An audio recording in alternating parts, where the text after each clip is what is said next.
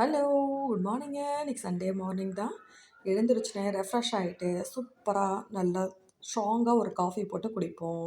பால் பார்த்தீங்கன்னா, ஒரு பொங்கு பொங்கிடுச்சு. அப்படியே ஸ்டவ் ஆஃப் பண்ணிட்டு, இப்போ நெஸ்கஃபே சன்ரைஸ் இன்ஸ்டன்ட் காஃபி தூள் தான் நம்ம சேர்க்க போறோம். சேர்த்துட்டு, சுகர் கொஞ்சம் அப்படியே கண்ல காட்டிட்டு, அப்படியே பால் எடுத்து ஊத்திடலாம். ஊத்திட்டு 2 ஆத்து ஆத்துனா சூப்பரான காஃபிங்க. நல்லா ஒரு 1/2 மணி நேரம் உட்காந்து டிவி போட்டுட்டு, இல்லாட்டி பாட்டு கேட்டுட்டு, நல்லா ரசிச்சு, ருசிச்சு இப்படியே குடிச்சிட்டு, அப்படியே பிரேக்ஃபாஸ்ட் பார்த்தீங்கன்னா, லேசான ஒரு பிரேக்ஃபாஸ்ட்டு தான்.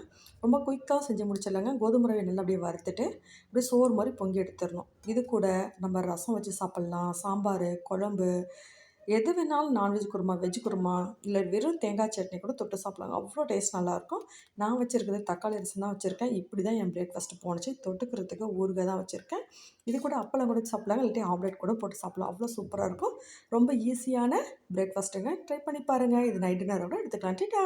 By bye. See you.